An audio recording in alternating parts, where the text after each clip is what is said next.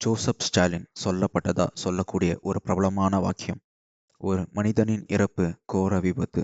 அதுவே லட்சமா இருந்தா அது ஒரு புள்ளி விவரம். அப்படி ஒரு புள்ளி விவரத்துல இருப்பவருடைய கதை தான் இது.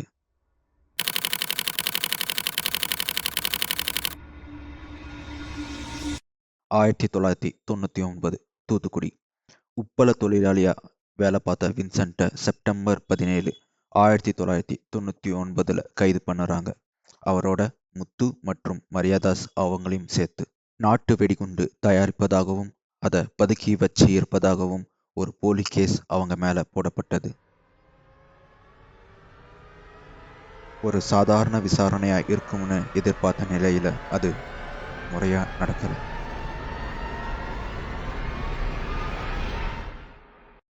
ரொம்ப கொடுமையா அவங்கள அடிச்சு சித்திரவதை செஞ்சாங்க. 9 பேர் மாறி மாறி கொலவெறியோட அணுவா 3 பேரையும் டார்ச்சர் செஞ்சாங்க. அதுலயும் முக்கியமா வின்சென்ட்.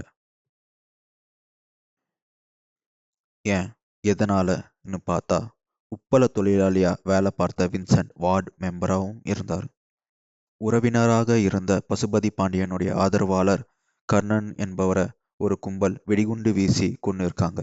இது போலீஸ்காரங்களுடைய அஜாக்கிரதையினால தான் நடந்ததுன்னு வின்சென்ட் கர்ணனுடைய இறுதி சடங்குல பேசியிருக்கிறாரு. இதுல ஹிகோ ஆட்டான போலீஸ் வின்சென்ட்டை டார்கெட் பண்ணதா சொல்லப்படுது. அத்தோட பசுபதி பாண்டியனுடைய எதிர்த்தரப்பு கிட்ட இருந்து காசை வாங்கிக்கிட்டு பசுபதி பாண்டியனை பழிவாங்க உறவினராக இருந்த வின்சென்ட்டை கொன்னதாகவும் சொல்லப்படுது. இந்த மிருகத்தனமான செயல்ல வின்சென்ட் பரிதாபமா 39 காயங்களோட மிக கொடுமையான நிலையில இறந்து போறாரு. போலீஸ்காரங்க இதுல இருந்து தப்பிக்க வின்சென்ட் கிட்ட நாட்டு வெடிகுண்டு இல்லாததுனால அவரை ரிலீஸ் பண்ணிட்டதாகவும் அவருடைய வீட்டில தான் நெஞ்சு வலியில இறந்ததாகவும் பொய் கதை கட்டினாங்க. இதை எதிர்த்து வின்சென்ட்டோடைய மனைவி கிருஷ்ணம்மாள் கம்ப்ளைண்ட் பண்ணுறாங்க. Revenue divisional officer RDO case எடுத்து நடத்துகிறாங்க. 13 விட்னஸஸ் 38 டாக்குமெண்ட்ஸ் எக்ஸாமின் பண்ணி இது ஒரு கஸ்டோடியல் டெத்துன்னு ஃபைல் பண்ணுறாங்க. இதில் 11 போலீஸ்காரங்க மேலே கோர்ட்டில் கேஸ் ஆரம்பிக்குது. தொடர் போராட்டம். கிருஷ்ணம்மாள் அவங்களுடைய 5 பசங்களை வச்சுக்கிட்டு மிகப்பெரிய டிபார்ட்மெண்ட்டை எதிர்த்து கோர்ட்டில் நியாயத்துக்காக போராடினாங்க. வறுமையிலும் 1.5 கோடி ரூபாய் எதிர்த்தரப்பு ஆஃபர் வச்ச போதும் அதை நிராகரிச்சு பல கொலை மிரட்டல்களை சமாளிச்சு 25 வருஷம் போராட்டம் நீடிச்சது. ஜூலை 2024 மெட்ராஸ் ஹைகோர்ட் 25 வருஷமா இழுத்துக்கிட்டு இருந்த கேஸை கடுமையா கண்டிச்சாங்க.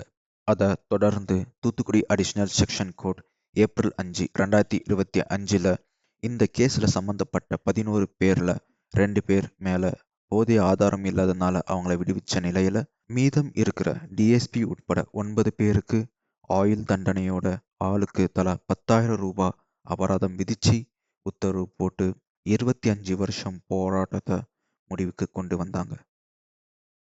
ஏன் எதுக்கு இந்த 25 வருஷம் போராட்டமும் வேதனையும்? அப்போ SIயா இருந்து பதவி பெற்று DSPயா இருக்கிற ராமகிருஷ்ணன் சொன்ன ஒரு வார்த்தை, அடிச்சு இழுத்து போடுற மாதிரி ரோட்ல போடுறேன், நீ சேலை கட்டிட்டு வந்து அழு. இந்த வார்த்தை கிருஷ்ணம்மாளை ரொம்ப பாதிச்சது. எது இந்த தைரியத்தை கொடுத்தது? இப்படி சொல்ல, இப்படி நடக்க? அந்த காக்கி சட்டையை ஒரு நாளாச்சும் கழட்ட வைக்கிறேன். அந்த ஒரு பிடிவாதம் 25 வருஷம் போராட வச்சிருக்கு. தர்மத்தின் வாழ்வுதனை சூதுக்கவும் மீண்டும் தர்மமே வெல்லும்.